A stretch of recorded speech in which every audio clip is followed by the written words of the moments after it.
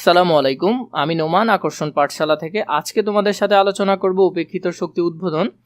এটি নিয়ে বিস্তার একটি আলোচনা হবে আজকে। অনেকেই কমেন্ট করছিল, অনেক দিন ধরে অপেক্ষা করছিলে যে এটির ধারণা কখন দিব, কখন এটির ব্যাখ্যা দিব। এটি নিয়ে অনেক কমেন্ট এসেছে এবং কি কলও এসেছে অনেক। তার জন্য আজকে আমি সময় বের করে তোমাদের জন্য এটি রেডি করছি। আশা করছি যে এখান থেকে তোমরা একটা অনেক ভালো ধারণা পাবে, সাথে কোন কোন লাইন থেকে ক প্রশ্ন হবে, এমসিকিউ হবে, সেটা নিয়েও একটা বিস্তার ধারণা পাবে। চলো আমরা শুরু করি। উপেক্ষিত শক্তির উদ্বোধন, এটি লিখেছেন কাজী নজরুল ইসলাম। তোমাদের নতুন বইয়ের মধ্যে পিডিএফ কোয়ালিটিটা অনেক ঝাপসা, তাই আমি তোমাদেরকে পুরাতন একটি পিডিএফ থেকে পড়াচ্ছি, যদিও সেম, কোনো কিছু চেঞ্জ হয় নাই, 2টা লাইন ছাড়া, সেটাও আমি তোমাদেরকে দেখিয়ে দিব। প্রথমত এখানে যে লাইনগুলো কালারফুল করে দাগানো আছে, এটা তোমরাও দাগানোর চেষ্টা করবে, তাও আমি তোমাদেরকে এক্সট্রা করে বলে দিব যে কোনটা কোনটা পড়বে। কাজী নজরুল ইসলাম 11ই জ্যৈষ্ঠ 1306 সালে 24শে মে 1899 ভারতের পশ্চিমবঙ্গে বর্ধমান জেলা আসানসোল মহকুমার চুরুলিয়া গ্রামে জন্মগ্রহণ করেন। এটা কে না জানো, সবাই জানো, কিন্তু তাও এই অংশটা একটু মনে রাখার চেষ্টা করবে। ছোটবেলায় তিনি লেটো গানের দলে যোগ দেন। তো এখানে কথা হলো লেটো গান। তো এই যে ছোট ছোট ইনফরমেশনগুলো, এগুলো তোমাদেরকে বেশিরভাগ টিচাররা দেখায় না, তাই আমি তোমাদেরকে এগুলো এক্সপ্লেইন করে বলে দিচ্ছি যে লেটো গান এটা কিন্তু তখনকার সময় কোথায়, পশ্চিমবঙ্গের বর্ধমান ওইসব এলাকায়, পশ্চিমবঙ্গের বর্ধমান ওইসব এলাকার মধ্যে তখন কি সুন্দর লোকসঙ্গীত হতো। যাত্রা গানের সময় অভিনয় করে এরকম লেটো গানের দলেও এগুলা করা হতো, তো সেখানে অভিনয় করতেন তিনি। পরে বর্ধমান ও ময়মনসিংহের ত্রিশাল থানার দরিরামপুর হাই স্কুলে পড়ালেখা করেন। তিনি কোথায় পড়ালেখা করেন?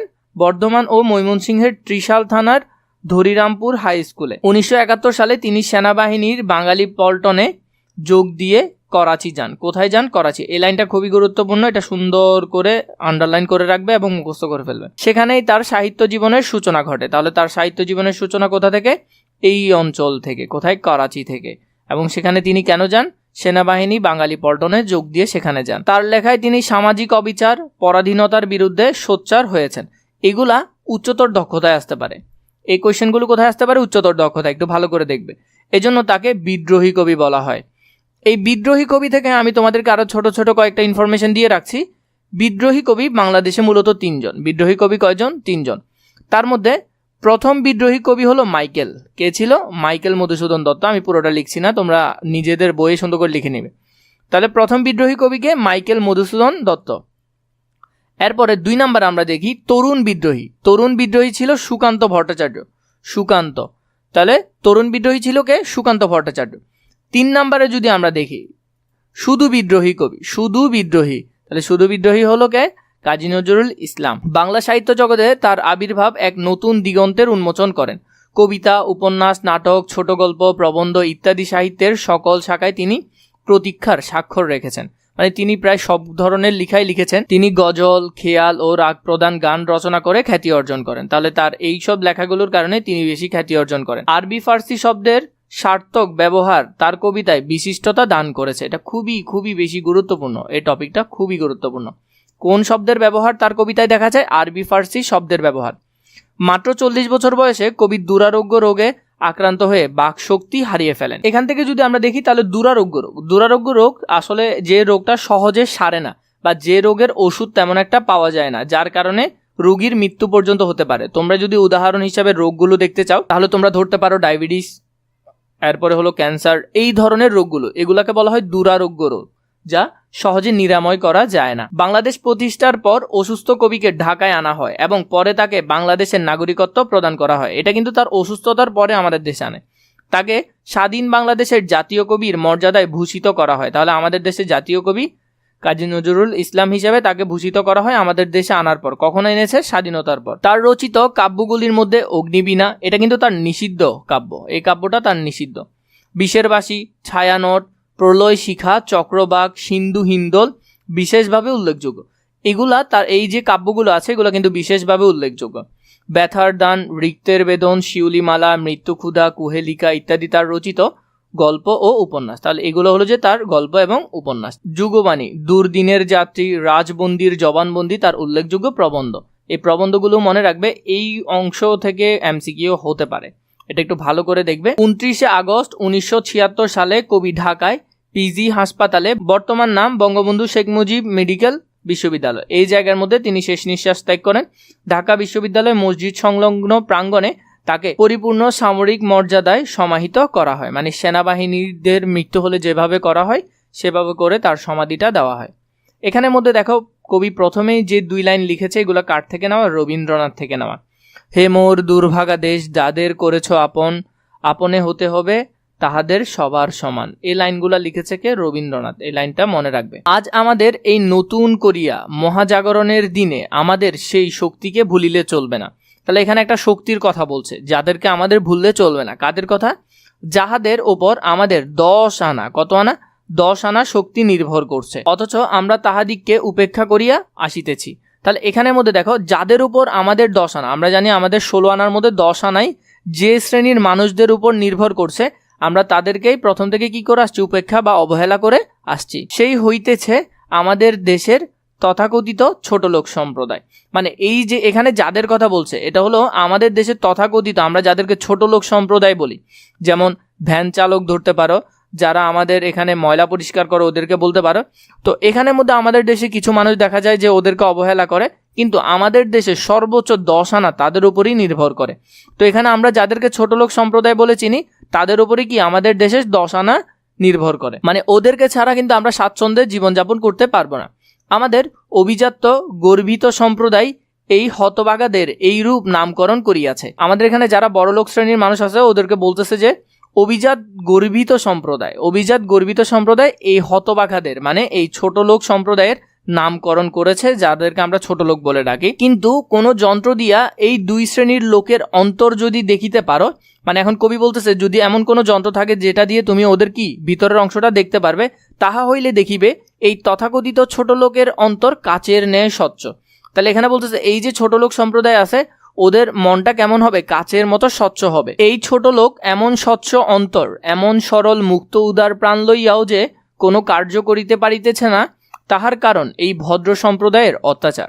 মানে এখানে বলতেছে যে ওরা এত সুন্দর মন নিয়েও যে আমাদের সাথে আমাদের আশেপাশের যে কাজগুলো আছে এটাও তারা শান্তিমতো করতে পারতেছে না। এর কারণ কি? এর কারণ হলো এরকম অত্যাচারিত বা অত্যাচার ভদ্র সম্প্রদায় যাদেরকে বলে, মানে ওরা ওদেরকে অনেক বেশি টর্চার করে বিভিন্নভাবে। তো এই জন্য বলতেছে ভদ্র সম্প্রদায়ের অত্যাচারের কারণে কি করতে পারছে না, তারা তাদের কার্যগুলো মানে তাদের কাজগুলো ঠিকভাবে করতে পারছে না। সে বেচারা জন্ম হইতে এই ঘৃণা উপেক্ষা পাইয়া নিজেকে এত ছোট মনে করে, সংকোচ জড়তা তাহার স্বভাবের সঙ্গে এমন অতপ্রত্যভাবে জড়াইয়া যায় যে সেও যে আমাদেরই মতো মানুষ, সেও যে সেই এক আল্লাহর সৃষ্টি, তাহারও যে মানুষ হইবার সমান অধিকার আছে, তাহা সে একেবারে ভুলিয়া যায়। এখানে কি বলছে?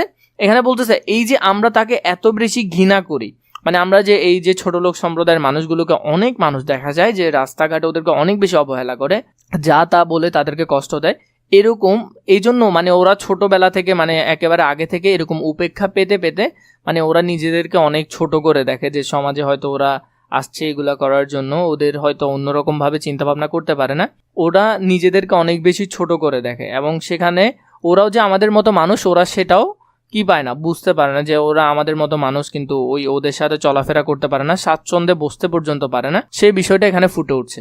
তো তাই লেখক বলছেন সে যে আমাদের মতো মানুষ, সেও যে এই এক আল্লাহর সৃষ্টি, তাহারও যে মানুষ হইবার সমান অধিকার আছে, তাহা সে একেবারে ভুলিয়া যায়। তো এইসব কারণে সে ভুলেই যায় যে তারও মানুষ হওয়ার যে সুযোগটা সেটা আছে, মানে সেও যে চাইলে মানুষ হতে পারবে। যদি কেউ এই উৎপীড়নের বিরুদ্ধে বিদ্রোহচরণ করে, মানে এই ছোট লোক সম্প্রদায়ের মধ্যে কেউ যদি এই কথাগুলোর বিরুদ্ধে কথা বলতে চায়, অমনি আমাদের ভদ্র সম্প্রদায় মানে উঁচু শ্রেণীর মানুষদেরকে বলছে, তাহার মাথায় প্রচণ্ড আঘাত করিয়া তাহাকে অজ্ঞান করিয়া ফেলে। তো এখানে আসলে বলছে যেটা, যে আমরা দেখি আমাদের গরিব বা যারা নিচু শ্রেণীর মানুষ আছে, ওরা যখন সমাজে কোনো কিছু করতে চায় বা কোনো কিছু অবিচারের বিরুদ্ধে লড়তে চায়, তখন আমাদের ভদ্র সমাজের যে মানুষগুলো আছে ওরা ওদেরকে বিভিন্নভাবে ধামাচাপা দিয়ে ফেলে।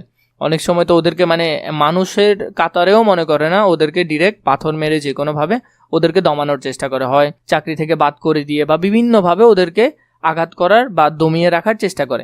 এই হতবাগা দিককে আমাদের এই সত্যিকার মানুষ দিককে এইরকম অবহেলা করিয়া চলিয়াছি বলিয়াই আজ আমাদের এত অধঃপতন।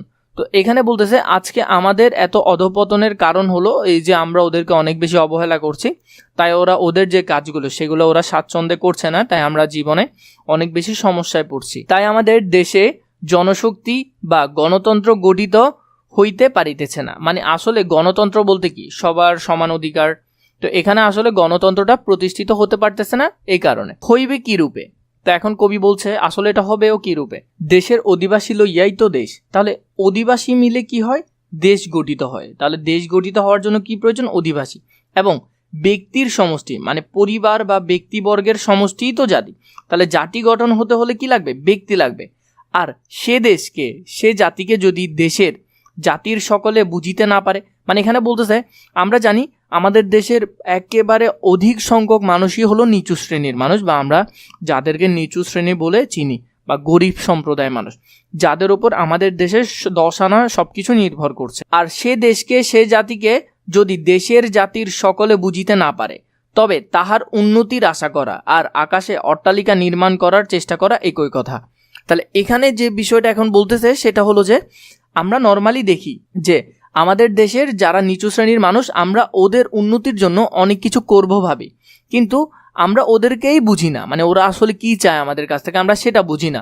তো সেটা না বুঝে আমরা ওদের উন্নতির আশা করা, এটা হলো আকাশে অট্টালিকা নির্মাণ করার চেষ্টা করা। তো আকাশে কখনো কি তুমি অট্টালিকা বা বিল্ডিং নির্মাণ করতে পারবে? কখনোই পারবে না, কারণ সেখানে তো তুমি মাটিই নাই, বা তুমি বিল্ডিংটা বসাবেই কোথায়? সেখানে তো নির্মাণ করা যাবে না। তোমরা ভদ্র সম্প্রদায়, মানি দেশের দুর্দশা জাতির দুর্গতি বুঝো। তাহলে এখন লেখক বলতেছে আমরা জানি যে তোমরা সম্প্রদায়, মানে ভদ্র সম্প্রদায়, উঁচু শ্রেণীর মানুষ, তোমরা দেশের দুর্দশা এবং দুর্গতি দুইটাই বোঝো, লোককে বুঝাইতে পারো। মানে তোমরা আবার এগুলা মানুষকে বলে বেড়াতেও পারো যে দেশের অবস্থা ভালো না, বন্যা হচ্ছে, এই হচ্ছে, দেশের সমস্যা হচ্ছে, এবং এই দুর্ভোগের কথা কহিয়া কাদাইতেও পারো। মানে এই যে দুর্ভোগের কথা বলে মানুষদেরকে ইমোশনালি কথা বলে মানুষদেরকে কি করতে পারে? মানে কাঁদাতেও পারে। কিন্তু কার্যক্ষেত্রে নামিয়া কার্য করিবার শক্তি তোমাদের আছে কি? তাহলে এখন বলতেছে তোমরা এগুলো সব কিছুই পারো, কিন্তু তোমরা কি কখনো এই সমস্যাগুলো সমাধানের জন্য একেবারে মাঠ পর্যায়ে নেমে কাজ করতে চাইছো কোনোদিন? তো সেটা তো ওরা চায় নাই। যেমন কার্যক্ষেত্রে মানে একেবারে নিচু শ্রেণীর মানুষদের কাঁধে কাঁধ মিলিয়ে ওদের সাথে এই কাজগুলো করে সমস্যার সমাধান করতে ওরা চাইছে কি? না, নাই। এই কথা যে নিরেট সত্য তাহা তোমরাই বুঝো। মানে এই কথাটা যে আসলে বাস্তব এটা ওরাও জানে। কাজেই তোমাদের এই দেশকে, জাতিকে উন্নত করিবার আশা ওই কথাতেই শেষ হইয়া যায়। মানে ওই যে ইমোশনালি কথাবার্তা বলছে, ওরা দেশের জন্য অতটুকুই ভাবে, এরপরে আর কিছু হয় না।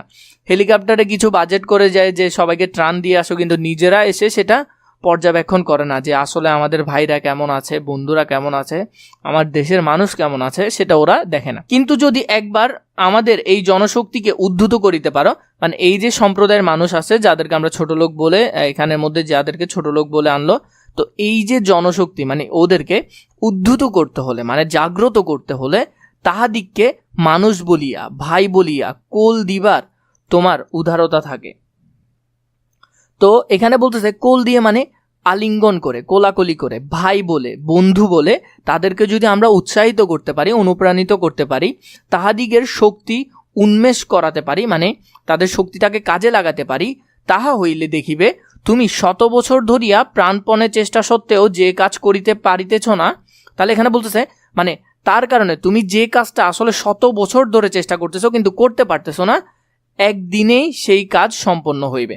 ওদেরকে যদি আমরা কাজে লাগাতে পারি তাহলে দেখা যাবে সেই কাজটা একদিনেই হয়ে গেছে। এ কথা হয়তো তোমাদের বিশ্বাস হইবে না, তাই বলতেছে হয়তো আমার কথাটা বিশ্বাস হইবে না। তো এখন একজন গুণী লোকের কথা এখানে বলবে। একবার মহাত্মা গান্ধীর কথা ভাবিয়া দেখো। মহাত্মা গান্ধী নিয়ে কোশ্চেন আসার সম্ভাবনা 90% প্লাস, বলা যায় 99%। বলবে যে তোমাদের উপেক্ষিত শক্তির উদ্বোধনে কোন মহাব্যক্তি বা কোন মানবের কথা বলা হয়েছে। তো এখানে মহাত্মা গান্ধী খুবই ইম্পর্টেন্ট একজন ক্যারেক্টার, বা ওনার সম্পর্কে এখানে বলা হয়েছে, এটা মাথায় রাখবে। একবার মহাত্মা গান্ধীর কথা ভাবিয়া দেখো দেখি তিনি ভারতে কি অসাধ্য সাধন করিতে পারিয়াছেন। মানে এই যে দেখো মহাত্মা গান্ধীজি কিন্তু কোনো প্রধানমন্ত্রী ছিল না, রাষ্ট্রপতি ছিল না, তিনি কোনো বড় নেতৃত্বে ছিলেন না, বা তার কোনো সংগঠন ছিল না, কিন্তু তিনি এই নিচু শ্রেণীর সম্প্রদায়ের মানুষদেরকে তাল মিলিয়ে, তাদেরকে ভাই বলে, বন্ধু বলে কোলে নিয়ে, তাদেরকে নিজের কাঁধে কাঁধে মিলিয়ে যে কাজটা করেছেন সেটার কথা এখানে বলছে। এটা একটু মাথায় রাখবে। এর আগে তোমাদেরকে একটা কথা বলে রাখি, তোমাদের যদি দাগানো বইয়ের প্রয়োজন হয়, এরকম করে তোমাদের সবগুলো বই সুন্দর করে দাগানো আকারে আছে, আরও বিস্তারিতভাবে দাগানো আকারে আছে যেগুলা, সে বইগুলো যদি তোমরা নিতে চাও তাহলে এই নাম্বারে আমাদেরকে হোয়াটসঅ্যাপে মেসেজ করলে হবে, অথবা নিচে থাকা ডিসক্রিপশন বক্সে ফেসবুক পেজে মেসেজ দিলে হবে। খুবই অল্প দামে তোমরা বইগুলো নিতে পারবে, যে কোনো বই আমাদের কাছে আছে, প্লাস সাজেশনও আমাদের কাছ থেকে তোমরা নিতে পারবে। তিনি যদি এমনি করিয়া প্রাণ খুলিয়া ইহাদের সহিত না মিশিতেন, মানে তিনি যদি ওদের সাথে এরকম মন খুলে না মিশতেন, ইহাদের সুখ দুঃখের এমন করিয়া ভাগিনা হইতেন, মানে তাদের সুখ এবং দুঃখের সময় যদি তিনি ভাগিদার না হইতেন, ইহাদিককে যদি নিজের বুকের রক্ত দিয়া, মানে এখান বলতেছে যে মানে ওদের যে যখন আন্দোলন হয়েছে ওদের সবার জন্য তিনি নিজের বুকের রক্ত পর্যন্ত দিছেন, মানে আন্দোলনে নিজে ছিলেন, কোনো দিকে পালাই যান নাই। তাহারা খাইতে পাইল না বলিয়া, মানে তারা যদি খেতে না পারত, নিজেও তাহাদের সঙ্গে উপবাস করিয়া ইহাদিককে নিতান্ত আপনার করিয়া না তুলিলেন। মানে এখন বলতেছে মানে যখন তিনি ওরা খেতে পারতো না, নিজেও তিনি উপাস রাখতেন, এভাবে করে তিনি তাদেরকে কি করছেন, নিজের আপন করে তুলছেন। তাহা হইলে আজ তাহাকে কে মানিত? তো এখন বলছে যদি এমনটা তিনি না করতেন তাহলে আজকে তাকে কেউই মানতো না, মানে কেউ তাকে মান্য করতো না। কে তাহার কথার কর্ণপাত, কর্ণপাত মানে কে তার কথা শুনতো, কর্ণপাত করিত। কে তাহার কথার কর্ণপাত করিত, কে তাহার একটি ইঙ্গিতে এমন করিয়া বুক বাড়াইয়া মরিতে পারিত। মানে বলতেছে তিনি একবার বললে তার জন্য মানুষ মরে যেতেও রাজি ছিল। তো এরকম হওয়ার কারণ কি, তিনি তাদের সাথে এভাবে মিশছেন। তাহার অভিজাত্য গৌরব নাই, তার বলতেছে তার কোনো জাতিভেদ নাই, মানে তিনি ভাবেন না যে এটা এরকম উঁচু শ্রেণী নিচু শ্রেণী, এগুলো তিনি ভাবেন না। পদ গৌরবের আকাঙ্ক্ষা নাই, তিনি কোনো পদের জন্য এগুলো করেন নাই। অনায়াসে প্রাণের মুক্ত উদারতা লইয়া তোমাদের ঘৃণ্য এই ছোট লোককে বক্ষে ধরিয়া ভাই বলিয়া ডাকিয়াছেন। মানে তিনি এই ছোট লোক সম্প্রদায়কে নিজের ভাই বলে, মানে নিজের বলে তিনি বুকে নিছেন। সে আহ্বানে জাতিভেদ নাই, মানে তিনি যে ওদেরকে ডাকছেন, এই ডাকার মধ্যে কোনো জাতিভেদ ছিল না, কোনো উদ্দেশ্য ছিল না, বা কাউকে আলাদা করেন নাই, ধর্মভেদ নাই, তিনি কোনো ধর্ম আলাদা করেন নাই, সমাজভেদ নাই, কোনো বিষয় নিয়ে আলাদা করেন নাই। সে যে ডাকার মতো ডাকা, মানে ওই রকম ডাকা যেমন সাধারণত আমরা আমাদের এখানে দেখি নেতারা আমাদেরকে বা বিভিন্ন শ্রেণীর মানুষদেরকে ডাকে নিজেদের লাভের জন্য, অনেক কিছু মাইক পেলে বলে কিন্তু পরে তা কিছুই পালন করেন না। কিন্তু তিনি এমন ছিলেন না, তার ডাকার মধ্যে একটা আলাদা মায়া মমতা ছিল। তাই নিখিল ভারতবাসী, নিখিল মানে সমস্ত ভারতবাসী, এই উপেক্ষিত মানে যাদেরকে কি মানে শ্রমজীবী মানুষরা হতভাগারা, তাহার দিকে এত হা হা করিয়া বগ্রবাহু মেলিয়া ছুটিছেন। মানে তার দিকে মানে তিনি ডাকছেন, এই ডাকার মধ্যে আলাদা একটা টান ছিল এবং তারা জানেন যে তিনি তাদের উদ্দেশ্যে কোনো কাজ করবেন। তাই তারা কি করতো, তার ডাকে সর্বোচ্চ সাড়া দিত। হায় তাহাদের যে আর কেহ কখনো এমন করিয়া এত বুক ভরা স্নেহ দিয়া আহ্বান করেন নাই। মানে তো বলতেছে তাদেরকে এরকম বুক ভরা স্নেহ দিয়ে আর কেউ তো আহ্বান করেন নাই। এই মহা আহ্বানে কি তাহারা সাড়া না দিয়া পারে? মানে এরকম আহ্বানে তারা কি সাড়া না দিয়ে পারে? যদি পারো এমনই করিয়া ডাকো, মানে তুমি যদি পারো তাহলে ওদেরকে এমন করে ডাকো, এমনই করিয়া এই উপেক্ষিত শক্তির বোধন করো। মানে এই উপেক্ষিত শক্তিটার উদ্বোধন করতে বলছে যে এমন করে ডেকে দেখিবে ইহারাই দেশের যুগান্তর আনিবে, মানে ওরাই দেশের কি আনবে, উন্নতি আনবে, অসাধ্য সাধন করিবে, মানে যা করা সম্ভব হচ্ছে না তা ওরা করবে। ইহাদিককে উপেক্ষা করিবার, মানুষকে মানুষ হইয়া ঘৃণা করিবার তোমার কি অধিকার আছে? তো এখানে বলতেছে মানে ওদেরকে আমরা মানুষ, আমরা জানি সবাই মানুষ, সবাই সমান, এবং আমরা এই বলিয়া মানুষ হয়েও কিভাবে মানুষকে আমরা উপেক্ষা করতে পারি? ইহা তো আত্মার ধর্ম নয়, মানে এটা তো অন্তর বা মানুষের ধর্ম নয়, মানুষের জাতির ধর্ম নয়। ইহা তো আত্মার ধর্ম নয়, এটা তো মানুষের ধর্ম হতে পারে না। তাহার আত্মা তোমার আত্মার মতোই ভাস্বর, ভাস্বর মানে কি আলোকিত, তোমার আত্মা যেমন আলোকিত তার আত্মাটাও আলোকিত, আর একই মহা আত্মার অংশ। মানে যে আল্লাহ তোমাকে সৃষ্টি করেছে সে ওকেও সৃষ্টি করেছে, তাই পার্থক্য করার কোনো উপায় নেই। তোমার জন্মগত অধিকারটাই কি এত বড়? মানে তুমি বড় ফ্যামিলিতে জন্মগ্রহণ করেছো তাই বলে কি তুমি তাকে কটু কথা বলতে পারবে, কষ্ট দিতে পারবে? তুমি যদি এই চান্ডাল বংশে জন্মগ্রহণ করিতে, চান্ডাল বংশ মানে হিন্দু সমাজের একেবারে নিচু শ্রেণীর বংশ, তো তুমি যদি ওইরকম চান্ডাল বংশে জন্মগ্রহণ করতা তাহলে কি হতো? তাহা হইলে তোমার মতো ভদ্রলোকদের দেখাইয়া এইসব হতভাগাদের উপেক্ষার আঘাত, বেদনার নির্মমতা একবার কল্পনা করিয়া দেখো দেখি। মানে তোমাকে বলছে তোমার যদি এরকম অবস্থা হতো তাহলে তোমাদের এই যে বড়লোক সম্প্রদায়ের মানুষ এরকম কুটো কথা বললে তোমার কেমন লাগতো, এটা একটু তুমি কল্পনা করে দেখো। ভাবিতে তোমার আত্মা কি শিহরিয়া উঠে না? তাহলে বলতেছে মানে তোমার আত্মাটা কেঁপে উঠতেছে না, মানে ওদেরকে এত কুটো কথা বলো।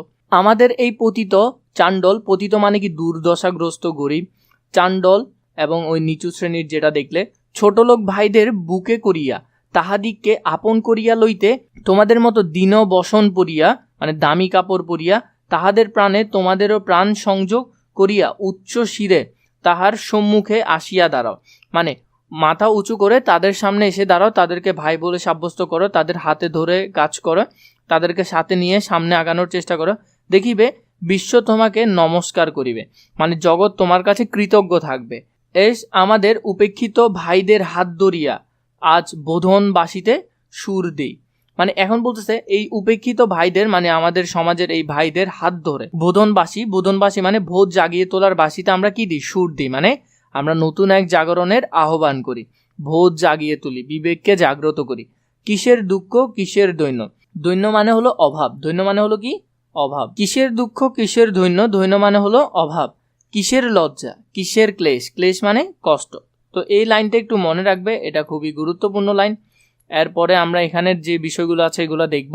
শব্দার্থের মধ্যে এই যে শব্দার্থগুলো আছে, মসিময়, এটা একটু দেখবে ভালো করে। চাণ্ডল মানে হিন্দু সম্প্রদায়ের ছোট নিম্নবর্গের লোকদেরকে বোধনবাসী, বোধ জাগিয়ে তোলার।